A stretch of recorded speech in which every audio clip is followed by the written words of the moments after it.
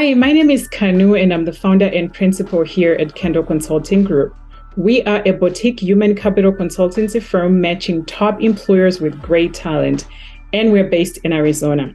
This is Leading from the Heart, a series of interviews featuring leaders that exemplify great leadership traits. These are real conversations where I interview nominated leaders and embark on a curiosity-driven journey to discover their leadership styles and motivation. So each interview will leave you inspired with lessons and important insights that can be applied, especially if you're wanting to develop or sharpen your own leadership skills. So sit back and relax and enjoy this next episode. I'm Bill Sherer.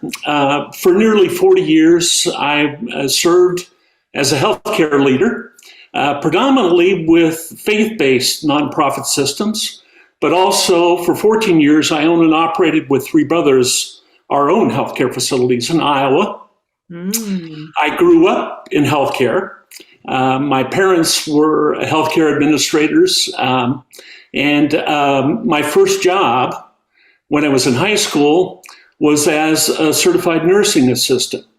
I worked for 3 years, my sophomore, junior, and senior years at the bedside, providing direct care to patients. And that's a long time ago. That was the mid-'70s. But the amazing thing about that is, even today, I can tell you the names of the people I cared for. Oh, wow. And I can tell you about them. And so that's always kind of carried with me as a foundational part of my healthcare leadership role, understanding the work at the bedside, understanding the privilege, really, it is to provide direct care to our fellow man. Yeah. So, did you want me to talk about my family at all, or? Sure, whatever you want to share with us. We want to get to know you and be invited into who you are. Sure. So my wife, Melody, and I have been married 36 years. We have two children, a birth son, Grant, who teaches physics at Oregon State University. And I have a daughter, Natalie, who we adopted from South Korea at 10 months old. And her husband, Ben, who live in the Portland area. Natalie works for the Portland Trailblazers. And my son-in-law, Ben, works for a software company in Portland. So we have the two kids. And I retired a couple years ago. My wife's still working a couple more years, and then she plans to retire too. Oh, nice. Well, thank you for that introduction. And I love you started to talk about healthcare and how you grew up in healthcare and you retired in healthcare. And that's how you and I were introduced, because we worked for the same healthcare organization when I lived in Oregon, and now I'm in Arizona. And that's kind of why I wanted to invite you on this interview series that I'm doing. And I recognize you as a leader, somebody who, people manage people, but there's a difference between managing and then leading, right? So I see you as a leader. And so I know you started to talk about your why a little bit, but I want to bring you back to that and invite you to share with us, like, why did you choose that leadership path that you took? And also if you can incorporate what your leadership style is. Okay. So, again, kind of back to my comment a minute ago, I believe serving in healthcare is a privilege. Not everyone has the opportunity to serve their fellow man when they are often at their most vulnerable and or dependent part of their life. And I think it's a sacred thing. And I think it's a privilege to be asked to serve in healthcare. My parents were great examples to me of servant leadership. And my first position, as I talked about, as a certified nursing assistant, was a great experience for me too. I was also, for several years in Iowa, when I would work with my brothers, the self-supporting pastor of a congregation. I don't know if you knew that. I did not know that. But when I was a pastor, one of my two counselors, associate pastors, gave me a reading. Then this would have been about in the mid-'90s, titled In the Service of Life. It's written by Dr. Rachel Naomi Remen. It's a short article. She's written a number of books, Kitchen Table Wisdom, others. Mm-hmm. But one of the things she talks about in this paper has always resonated with me, and anyone who's ever worked with me and or reported to me over the last 20 years has a copy of that article, In the Service of Life. But one of the things she talks about is we can view that which we do as work, and if we do, we have a finite reservoir that depletes. Mm-hmm, mm-hmm. Or we can view what we do as service. And if we view it as service, the work itself is renewing. Oh, wow. And so that's always kind of been my perspective, that I believe what I've strived to do my entire career and with those I work served with was to serve and to have that mindset. Yeah. So anyway. Yeah, I like that. Oh my goodness. You and I should have had this conversation like many years ago when we worked together. and I got to, I should have been learning from you, because that's something that resonates with me a lot as a Christian, and have been asked even by other Christians that struggle with like the work that they do in terms of like, how do I serve in a way that exemplifies my faith? And and granted, you're serving people from all aspects of life, different religions, different belief systems. And so it's like, as a Christian, how do you exemplify that? So I love that. And I'm going to look for that article, and I'll also include it in the show notes for this interview. Sure. So others can read it. I'll actually send it to you. Oh, perfect. I love that. So, you started to tell us about, the reason why you chose healthcare was because you were born into a family of, your parents were healthcare providers as well. Uh-huh. And can you tell the audience, when you retired, at least in the position that I knew you from, what was your position and what did you do there? Okay, so the position I retired from was the Chief Executive Officer of Mennonite Services Northwest, which operated 5 senior care campuses in the Willamette Valley of Oregon, from mm-hmm. Portland to Corvallis. Mm-hmm. And so the executive directors of each of those locations reported to me.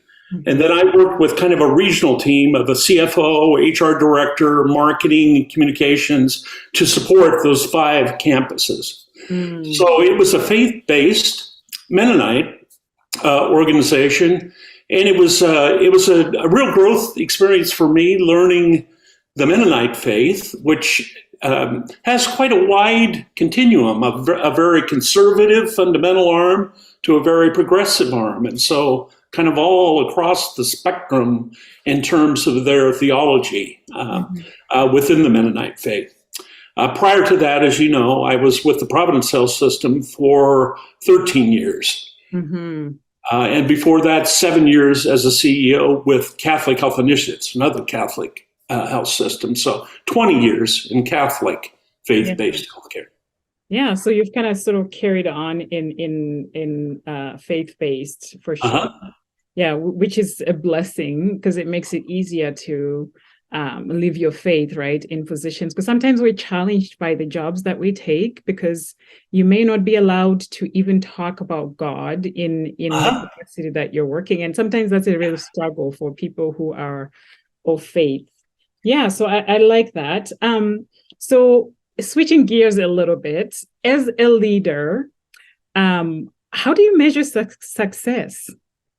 Okay, so for every organization I've worked with and or led, I believe it's important for us to have a mission, a vision, and key strategies to achieve that.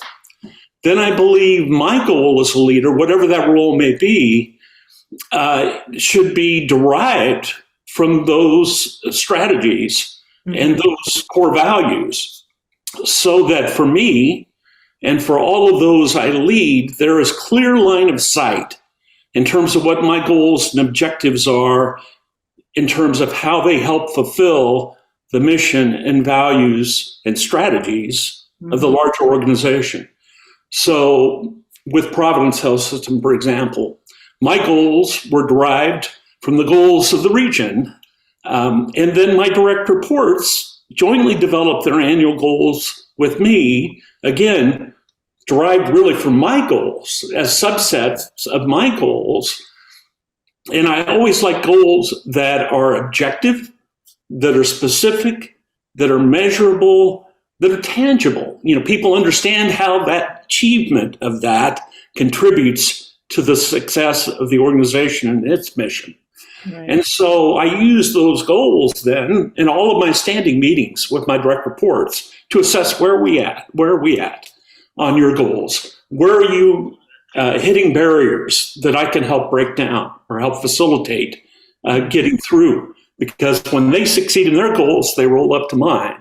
Yeah. So I think for me, whether a for-profit or whether a nonprofit, I like to work in an environment where the goals are clearly articulated and I understand why their achievement is important for the success of the mission of the organization. And I like my direct reports to have the same line of sight. And then within that framework, the same autonomy. So I really don't micromanage. We jointly develop their goals, we sign off on them, and then they run. They take those goals and achieve them. When they hit barriers, I help them. But then when we get to the annual evaluation, they can pretty much do their own.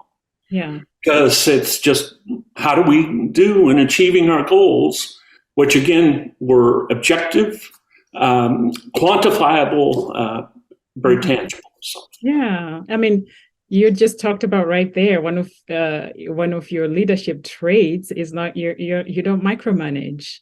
You hire well, and then you invite people to create their own goals based on your goals, which your goals are based on the organization that you work for. So, I am concluding from what you just shared that it's important to be aligned, your goals and your mission, your values to be aligned with the organization that you work for, so that your goals, you can easily create them. And then the people that report to you can also sort of piggyback off of your goals. So I think it's a win-win, right? Yeah. Yeah, I love that. So speaking about goals and mission and vision and all that, have you ever been faced in your career with maybe having to do something or an initiative of sorts where it didn't quite align with your goals or your vision? And what did you do about it? Yeah. So there have been a couple of occasions in my experience with Providence, for example, where we were faced with difficult decisions. In both instances that come to mind for me, around whether we continue or eliminate a service. Yeah. And one of the things I really appreciated about Catholic health systems, not unique to Providence, but certainly present in Providence, was they had a framework that they called ethical discernment. Yeah. When there was a significant decision to make that was strategic in nature, that would eliminate jobs, eliminate services, where it was often facilitated by a mission leader, but it really took kind of a balanced scorecard of, what's the community need? What happens if we can discontinue this service? What are our challenges? What are the pros? What are the cons of continuing this service? Mm-hmm. What happens if we discontinue this service? And it involves all of the key stakeholders in really a very intentional and structured way to make very difficult decisions. Yeah. And I've typically tried to replicate that kind of a balanced scorecard approach of involving the stakeholders in any decisions that were significant, but where the answer wasn't necessarily clear. We had to come to consensus on deciding what the best course of action would be. So that's a tool and a framework that I've relied on probably half a dozen times in my career around fairly significant things. But but a couple of times, at least at Providence, I remember going through that structured process to make a difficult decision and to get everyone's engagement. And at the end of that process, you may not have everybody on board and you may not have a total consensus, but everyone at least understands how comprehensively you looked at it and how you looked at it in a very balanced way and how you made your decision. So it engaged people, even if they didn't like the final decision, they were engaged in the dialogue. They knew how it was arrived at. It wasn't made in a vacuum and then told. Yeah, exactly. Yeah. No, I actually, a few years ago, when I left Providence in 2017, I was a person whose position was eliminated. And so it wasn't a surprise, which is nice to know, just to sort of affirm what you just said, right? Because when you're surprised by a decision, it hits you differently. So, of course, I wasn't at the table when all the discussions were happening, but somehow I got tidbits of what led them to the decision. And lucky for me, although my position was being eliminated, I was given an option to stay with the organization, but moved to a different department, even different hospital. But I decided to just, end my journey there. And then that's when I decided to move to Arizona and have a fresh start here. So I mean, your process that you're talking about, I had lived experiences in actually not being thrown to the streets or to the wolves, right? When you lose a position. Sure. Like, I've heard people who lose their jobs and they are told, day before Christmas and it's like, good luck and thank you for your service, and they're done. And that hurts. Yeah, it does. Yeah. I love that. So let's talk about, as a leader, when you were working as a leader, did you have a mentor and did you have mentees that you worked with? I always, someone told me once there are two kinds of leaders that are both successful and have achieved things. One is a leader who will tell you everything they've done. Another is a leader whom everyone else tells you what they've done. But they never brag about their own accomplishments. And so I've always been most impressed by the latter. And there were a number of leaders like that at Providence and other organizations that I work with. I think of Greg Van Pelt, who was, for a time, the chief executive of the Oregon region of Providence, who I had a great deal of respect for and modeled servant leadership from my perspective. And I can think of others as well. But those who have always impressed me are those who have, like me, come from a perspective of service versus work, from a perspective of the incredible honor it is to serve and to have the opportunity to serve. And so anyway. Yeah. No, that's great. When I work with the leaders, because I do leadership development, one of the things that I stress to them is that, there's no position that is, even the highest position in an organization, everybody needs a mentor, somebody that you can talk to, somebody you can, just check in with without sharing your company's secrets or anything, but somebody that you can check in with. And then on the flip side of that, I'm also recommending that they find mentees that they mentor, because you can also learn from those up and coming leaders, right? And their new whatever things that are happening in the world that you can learn from. So I help my clients with that. So one of the things that I'm hoping to do with this series is, if there's an emerging leader, that they can listen to this conversation and learn a thing or two. So if somebody's listening who's a new leader, what advice would you give them?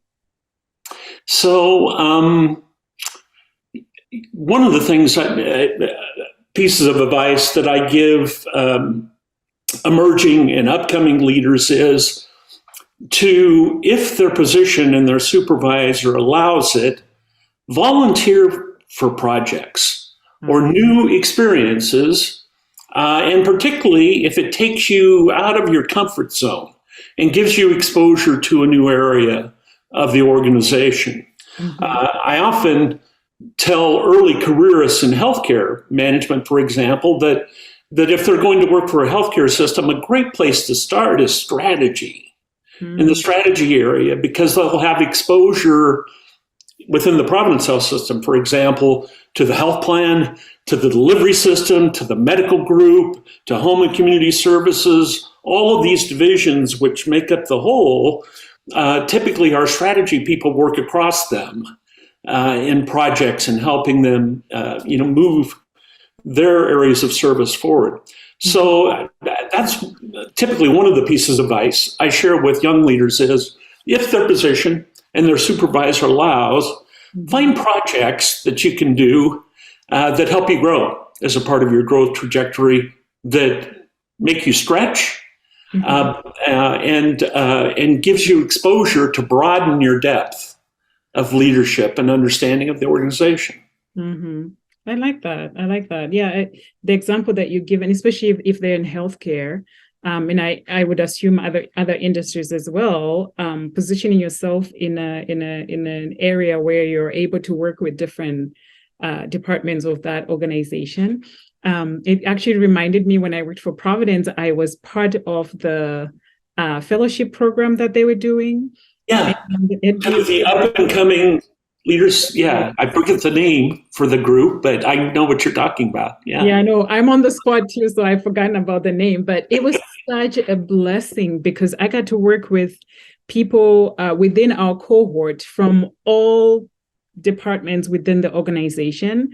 And then at the end, when we were doing our final presentations, then we had people from all the leaders within the organization also come and listen, which was very stressful because we had all these all these leaders in. But it was such a blessing, because I got to learn a lot and I got to interact with different people from all the other departments. So that was really nice. So I was asked this question a couple weeks ago, 3 weeks ago now, where somebody said to me, and I'm not going to repeat it the same way, but they said, if I were to walk in at a table where people are having lunch, maybe at Providence, for example, and they are talking about me, and she asked me, what would they be saying? And so I want to ask you the same question. You worked for Providence. If you were to walk in at Providence at a cafeteria with 5 or 6 people that you worked with, they might have reported to you, they might have been your colleagues. What are they saying about Bill Sherer?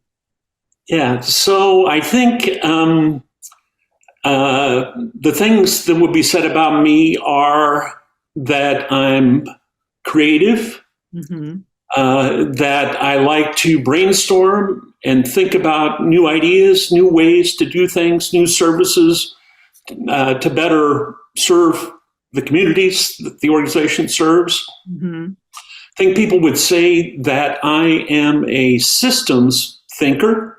One of the unique things about my career is I was an administrator my entire career. Except for my certified nursing assistant time in high school, I owned and operated healthcare facilities for the first 14 years of my career with 3 brothers. Then I was a COO and CEO with Catholic Health Initiatives. And then I was in executive roles with Providence, assistant administrator Providence, Portland, and executive of the medicine service line. So I didn't come up from any silos. I always was working with leaders across the silos my entire career. So I tend to think systemically. And I also always say that that's both a strength and it's a weakness, because I've never been a CFO. I've never been a chief nurse exec. never been an HR leader. I've had to work with those individuals my entire career as an administrator. My entire career was an administrator. So people would say that I'm a systems thinker, that I rely on my team because of that gap in the unique expertise, that kind of my greatest skill is tapping into the skills of those who are the experts in those domains.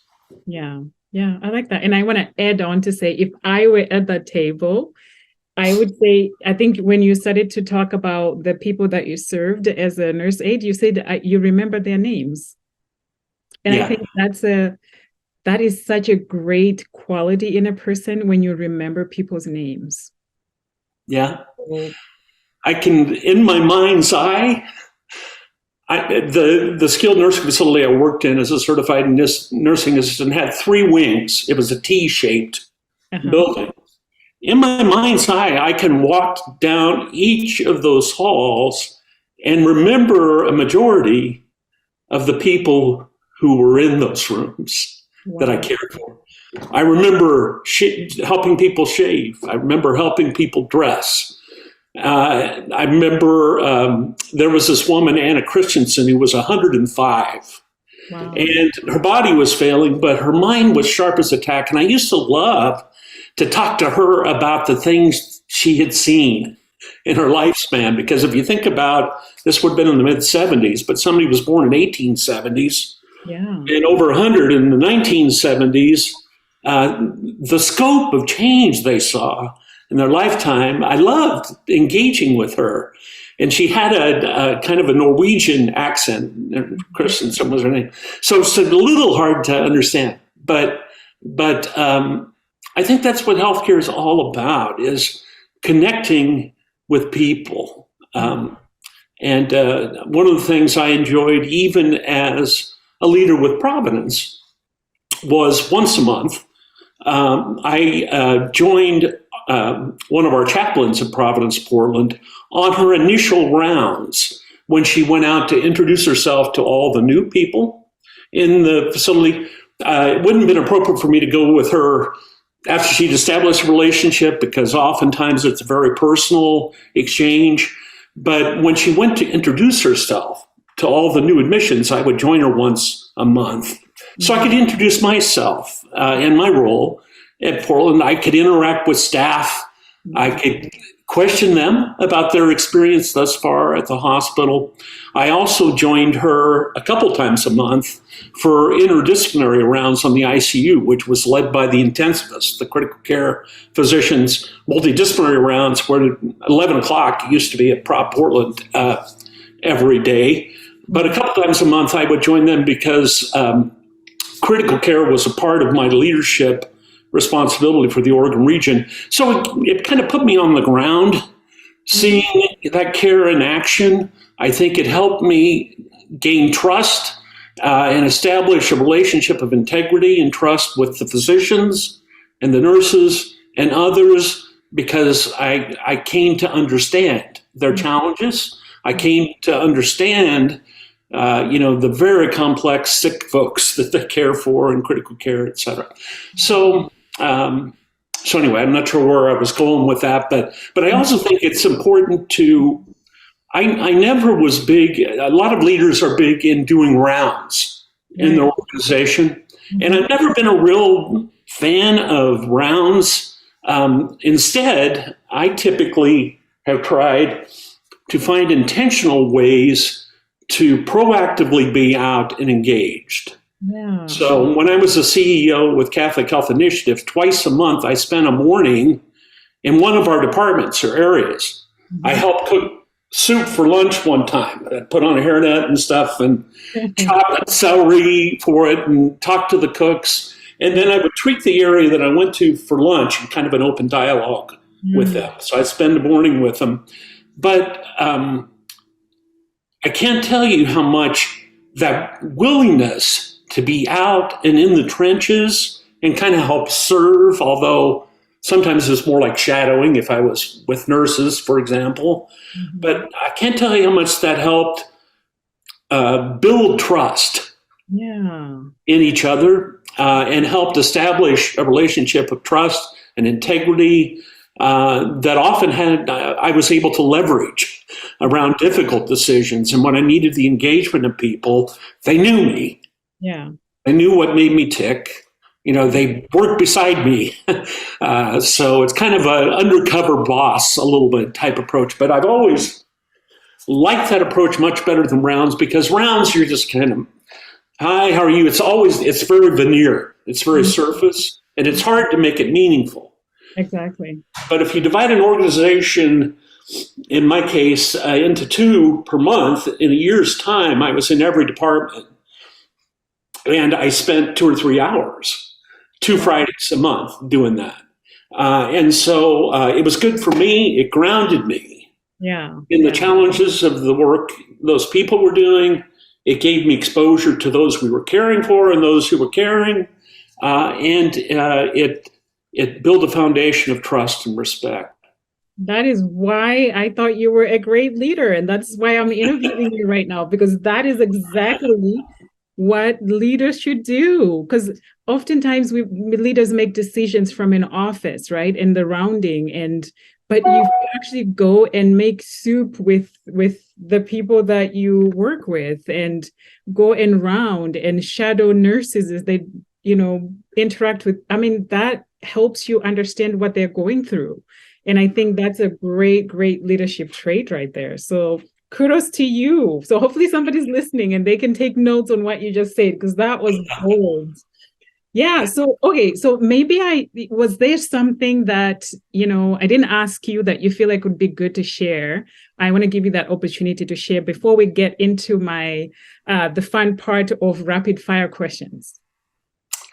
I can't think of anything else to share. We covered a pretty wide spectrum, so. Yeah. No, I appreciate that very much. So, okay, now we're going to get into what I call the rapid fire questions. This is fun. So just whatever comes to you, just go with it. Okay. So number 1, what is your guilty pleasure? My guilty pleasure would be desserts. Okay. What kind? Homemade ice cream is a big one. Wow. Homemade even. Yep. I love it. Okay. So what was your first job? I guess you kind of talked about it. Well, so my first job with a regular paycheck, was the one I talked about. It was sort of like nursing assistant. But before that, because my parents owned and operated long-term care facilities, I did painting with the maintenance people in the summers. I helped mow the yards, that kind of stuff, mainly working with the maintenance people. When I was younger, like in junior high, et cetera. But it wasn't a steady job. It was more like in the summer to raise, money for myself for camps or whatever I wanted to do. But my sophomore year in high school is when I went through the nurse aid training program. And then I worked, during the school year, I worked every weekend, either a 4 to midnight or 2 shifts on a Saturday. It was a 2-week rotation. So I always either had a Friday night or a Saturday night off, which helped my social life side. I had to, on the Fridays, I had to change into my white uniform, white shoes, white pants, white shirt, at school before I left, because I worked 4 to midnight, and it was about 20 minutes to get there. So I had an excuse where my teachers in high school would let me go. And my friends used to give me, you can't imagine how much razzing. Oh, there's Mr. Clean in his white suit and shirt and shoes. Until finally one day the light went on and I said, because several of my friends worked for the grocery stores, bagging groceries. I said, what would you rather do? Go bag groceries in the rain and carry them out for little old ladies, or spend 8-hour shifts with nurses? Oh, there you go. Young nurses. It's like the light went on, and I went from despised and ridiculed to, you are a genius. I love that. I'm pretty certain I was the only guy, orderly, working in a skilled nursing facility in our county, maybe our state, in the 1970s. my brother, older brother, was the first male graduate of the Graceland University nursing program, Oh, a wow. BSN graduate in 1974. And he was a bit of a role model for me, and why I just thought I might like certified nursing assistant work. So anyway.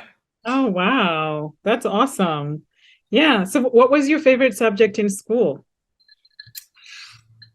My favorite subject was economics and related coursework. I think oftentimes the classes we most enjoy are based on the instructor.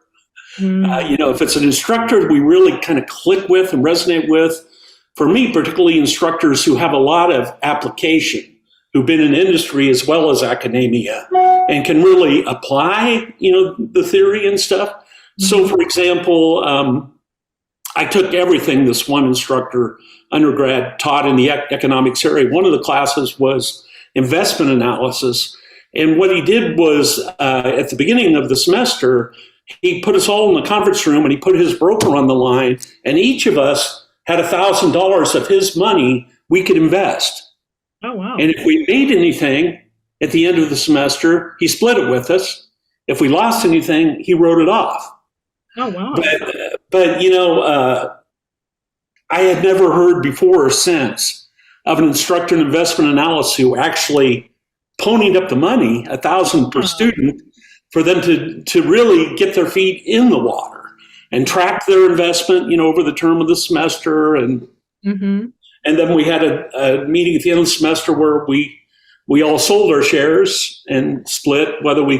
I think I was a kind of wash for me, but some folks did really well and others were more conservative. But anyway. Was it out of their pocket? I'm sorry, what? Was the $1,000 out of the instructor's pocket? Yeah.